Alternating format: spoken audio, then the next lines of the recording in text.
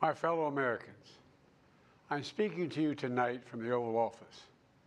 Before I begin, let me speak to important news from earlier today. After 8 months of nonstop negotiation, by my administration,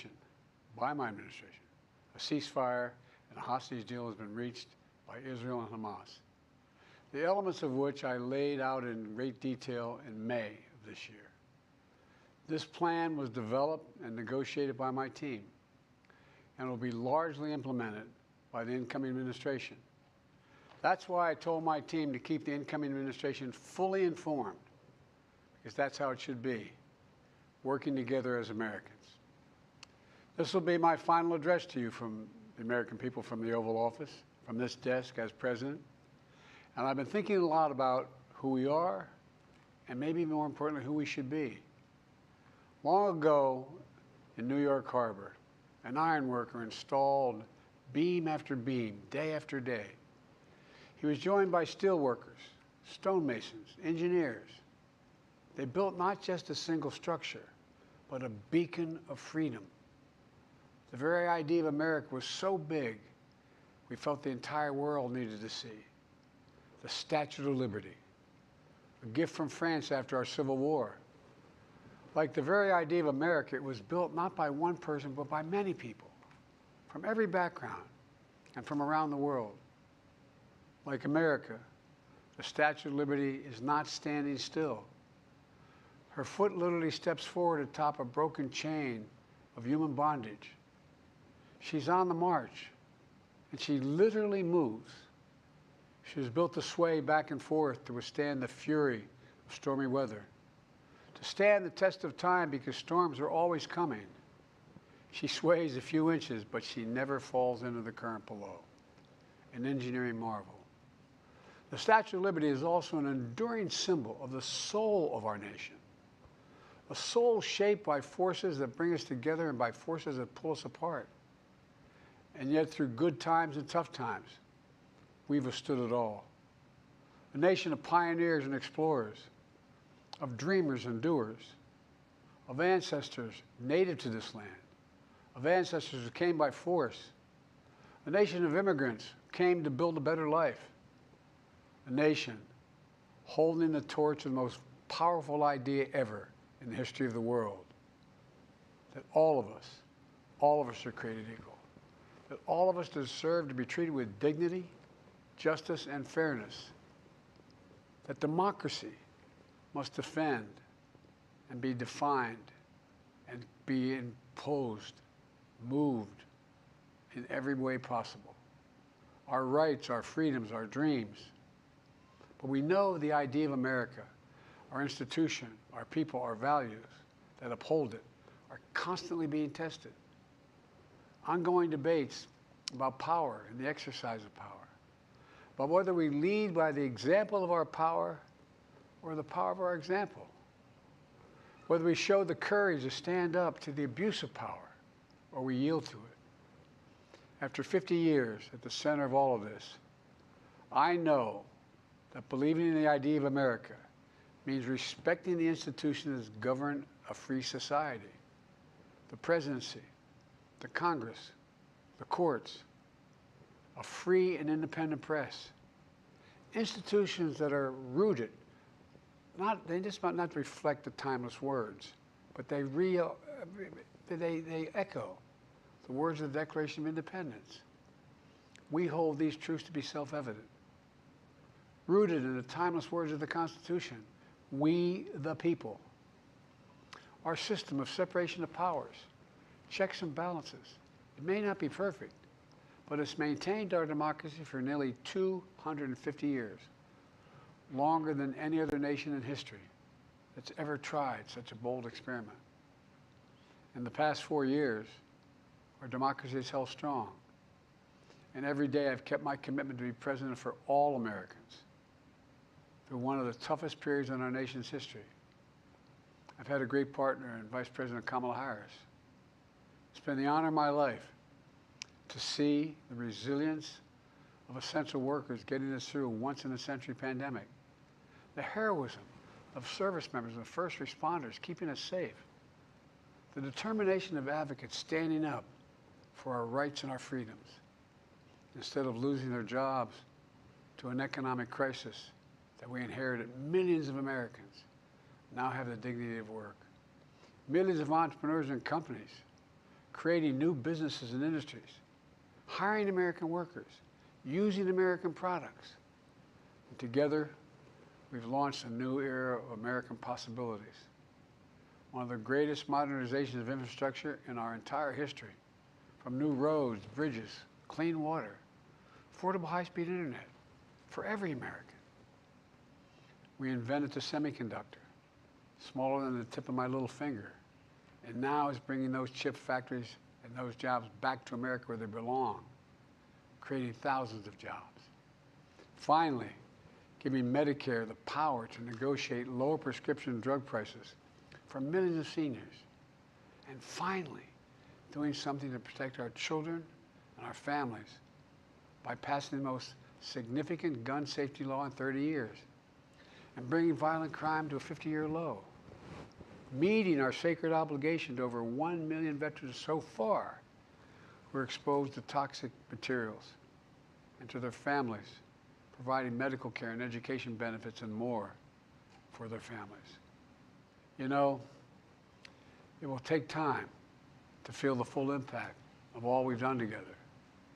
But the seeds are planted, and they'll grow and they'll bloom for decades to come.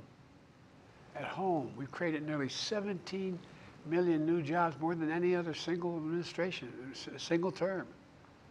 More people have health care than ever before. And overseas, we've strengthened NATO.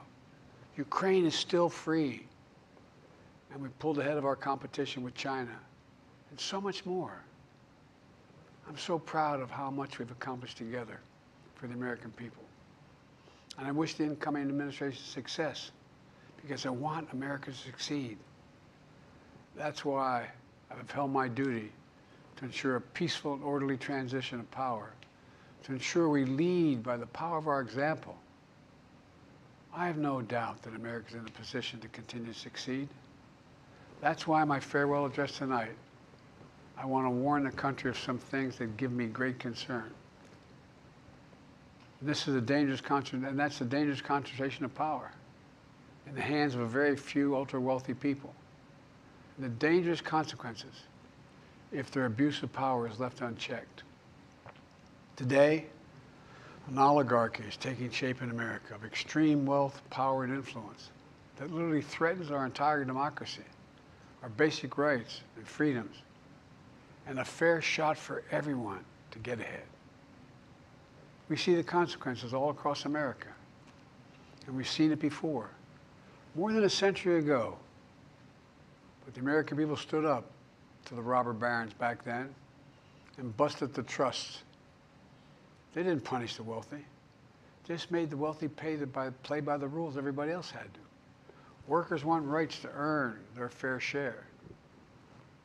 You know, they were dealt into the deal, and it helped put us on a path to building the largest middle class, the most prosperous century any nation in the world has ever seen. We've got to do that again. In the last 4 years, that is exactly what we've done. People should be able to make as much as they can, but play by the same rules. Pay their fair share of taxes. So much is at stake. Right now, the existential threat of climate change has never been clearer. Just look across the country, from California to North Carolina. That's why I signed the most significant climate and clean energy law ever in the history of the world, and the rest of the world is trying to model it now. It's working, creating jobs and industries of the future. Now, we've proven we don't have to choose between protecting the environment and growing the economy. We're doing both. The powerful forces want to wield their unchecked influence to eliminate the steps we've taken to tackle the climate crisis, to serve their own interest for power and profit. We must not be bullied into sacrificing the future of our children and our grandchildren. We must keep pushing forward and push faster. There's no time to waste. It's also clear that American leadership in technology is an unparalleled source of innovation that can transform lives. We see the same dangers of the concentration of technology, power, and wealth. You know, his farewell address, President Eisenhower spoke of the dangers of the military-industrial complex.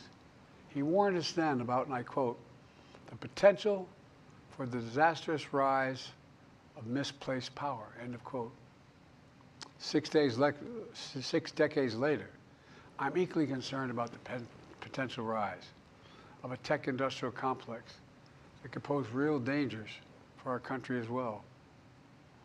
Americans are being buried under an avalanche of misinformation and disinformation, enabling the abuse of power.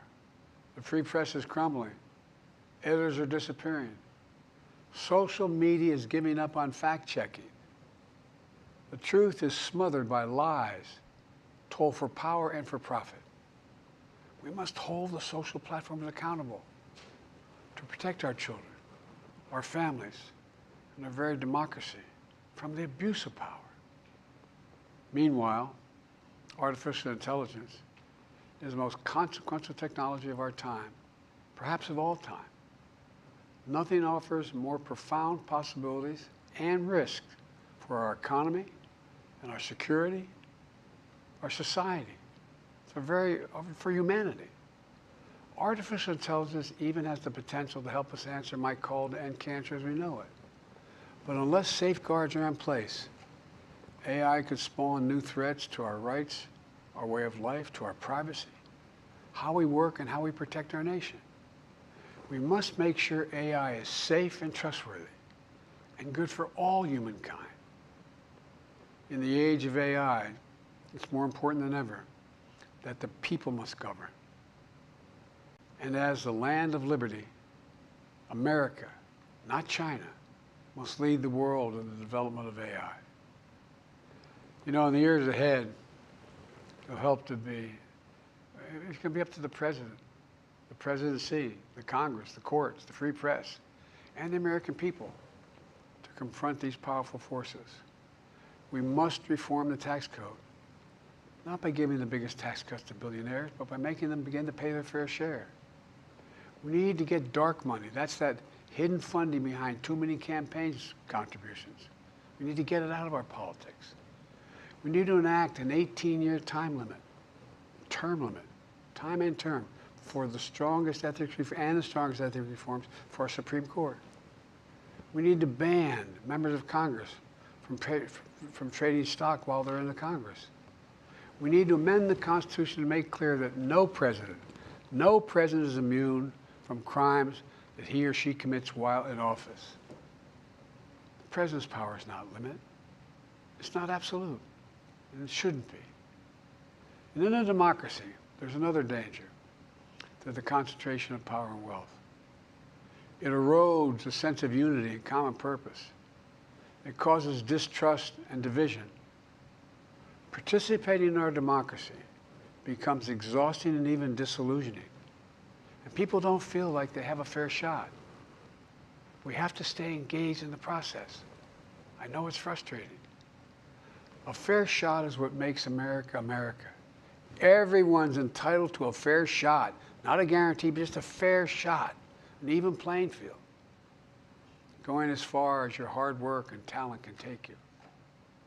We can never lose that essential truth, remain who we are. I've always believed, and I've told other world leaders, America can be defined by one word: possibilities. Only in America do we believe anything is possible. Like a kid with a stutter from modest beginnings in Scranton, Pennsylvania, and Claremont, Delaware, sitting behind this desk in the Oval Office as President of the United States. That's the magic of America. It's all around us. Upstairs in the residence of the White House, I've walked by a painting of the Statue of Liberty I don't know how many times. In the painting, there's several workers climbing on the outstretched arm of the statue that holds the torch. It reminds me every day I pass it of the story and soul of our nation and the power of the American people. There's a story of a veteran. This is a veteran the son of an immigrant, whose job was to climb that torch and polish the amber panes so rays of light could reach out as far as possible. He was known as the keeper of the flame.